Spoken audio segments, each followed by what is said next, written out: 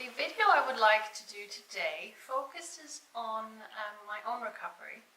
I thought it might be helpful to some of you who have also dealt with a narcissistic partner who is now hopefully an ex, or you might have grown up in a house with narcissistic parents when you were a kid.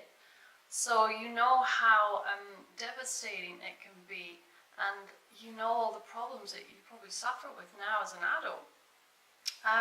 I also grew up in a home with narcissistic parents. So when I was sort of 15, 16 years old, I started therapy for the first time because I was trying to find answers to all these questions I had in my head about why I had such low self-esteem, why I always felt so different to all the other kids at school. I remember some of my close friends always telling me that I was really serious. And I found it really hard to laugh. I was very depressive, and I remember going through all these old diary entries that I had from diaries that I had for 4 or 5 years, and every single day I would talk about how unloved I felt. I always talked about how alone I felt and how isolated, and how I didn't feel that I had anybody to turn to. Narcissistic people in general want to be in control all the time. They will always manipulate you, they will always treat you as if you're not as important. They are very good at gaslighting you, so they'll make you think that what you remember from your childhood wasn't actually the way you remember it, that actually no, it was different. And if you tell your narcissistic parents, for instance, I remember when you did this and this to me, they will say, well, that didn't happen. They will discount it, they will change the facts. They always have very good amnesia when it comes to the abuse that you might have suffered as a child. And the same happens with the partner. They will have gaslighted you all the time. They will have changed your reality so much that you started doubting yourself.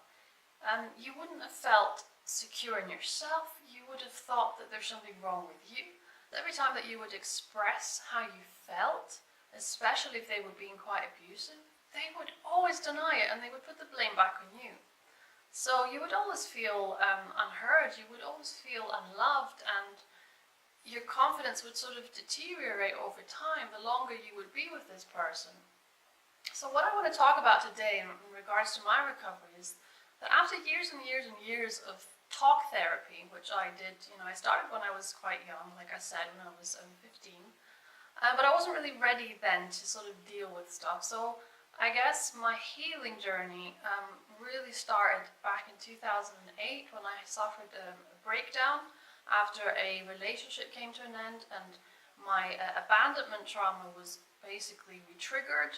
I found a really good therapist who specialized in narcissistic abuse, codependency, and she really helped me. Now, once I understood why I kept choosing dysfunctional partners, once I understood why it was so hard for me to let go of these people, that is what got me to start noticing the way that I was thinking.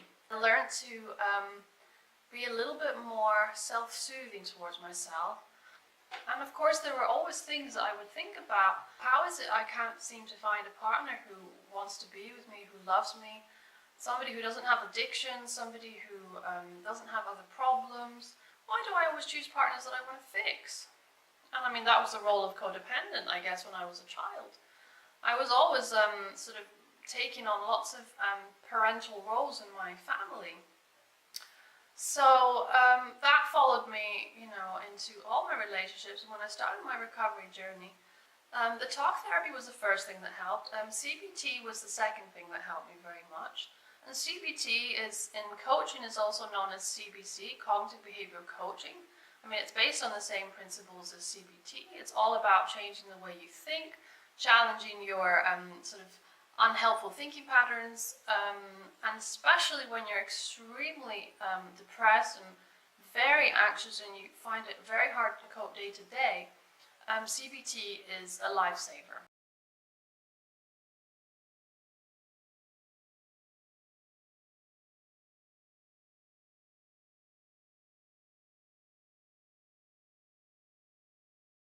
Now, EMDR is something that I did recently in the last year and a half, and it's also basically done by a qualified psychotherapist. It's a type of psychotherapy. And I'd like to say that it's been immensely helpful for me. For years and years, as far back as I can remember, I always had repetitive nightmares of my partners cheating on me or abandoning me. Now these were so pervasive that even recently in my marriage, actually my husband is the first healthy partner that I've had, I would have nightmares every second night.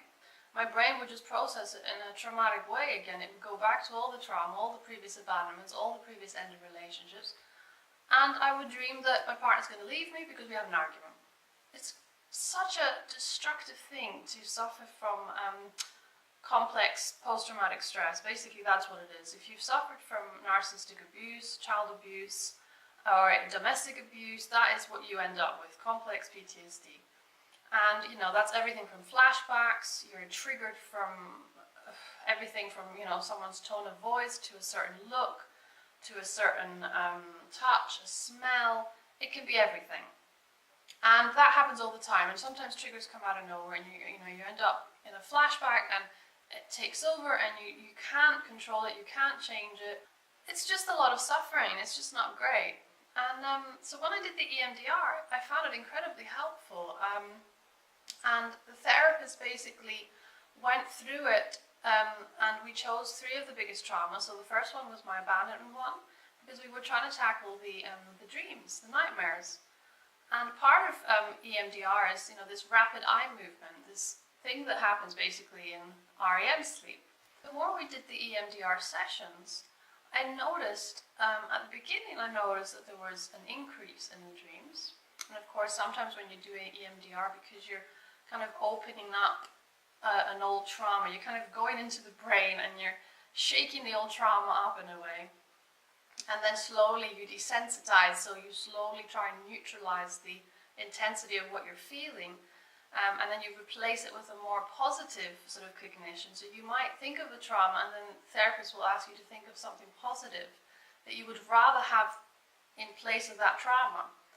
So the more you do it, the more neutral you feel towards it, and the trauma becomes a memory rather than an emotional, heightened state of arousal. You're not always lost in flashbacks, your nightmares don't feel so real.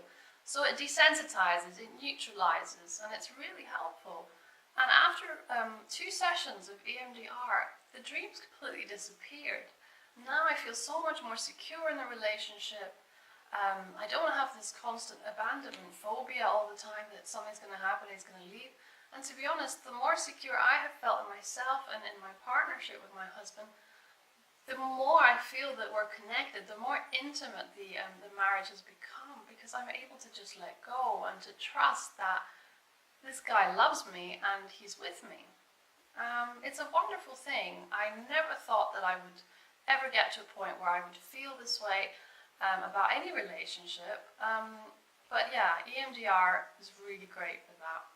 You just have to trust the process. You have to know that when you're doing the EMDR, you are always in control. So even if you kind of remember the trauma and you kind of back there, you are able to just say, no, this is too much, I don't want to do it anymore, and you're able to just stop. So you're able to control it, and that's the most important thing to remember, especially for trauma survivors who have had really severe trauma. Because of course nobody wants to relive that, nobody wants to go back in and open up these can of worms that is so emotionally soul destroying and painful. So that's the one thing to remember, that you're always in control. Thank you very much for listening. I just wanted to do a video that was a little bit more about my journey. I really hope it helped you. If you have any questions about EMDR, then please let me know. I don't know all the ins and outs about who it's suitable for and who it isn't. I know that sometimes it isn't the best thing for people that dissociate quite a lot, but then again, there's other theories which say, for instance, that it might just take a bit longer. But that's something you can research online. Maybe it's something that we can look into a bit more. But generally, from my experience, I would recommend it to any narcissistic abuse survivors out there. It was a really positive experience with me, so I really hope it might be useful for some of you. Thanks very much for watching. Have a lovely week, and I'll be back next Monday with a new video. So yeah, see you soon.